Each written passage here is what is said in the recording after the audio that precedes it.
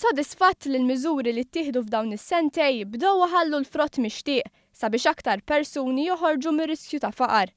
Din kienet ir-reazzjoni taċ-ċermen tal-Fondazzjoni għas-Servizzi ta' Ħarsien Soċjali Joe Gerada għall-istatistika maħruġa mill-Uffiċċju Nazzjonali tal-Istatistika.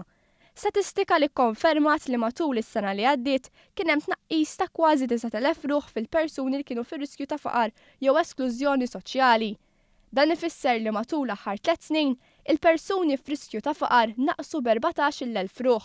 Qed ikun hemm għafsa sewwa biex tonqos ir-rata ta' dawk li qegħdin f'riskju ta' faqar u fl-istess ħin jidher li l-miżuri li jittieħdu f'dawk is-sentejn bedu aktar in-nies mill-faqar, kienu imbottatura lin-nies biex jidħlu fl-impjiegi, fix-xogħol, fil-fatt daħlu u jidher li dak l-inċentivi waslu biex il-familji ras għal ras jidher li jidħol tagħhom baqa' sostnut u jitjieb.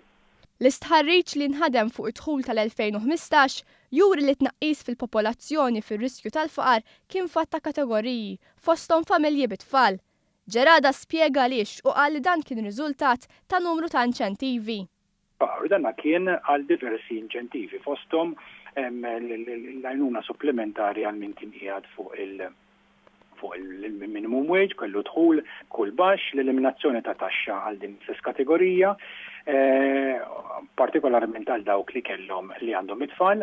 Allura jidher li dawn il-miżuri ħadmu u bedu lil din il-kategorija il-bot mill-faqar.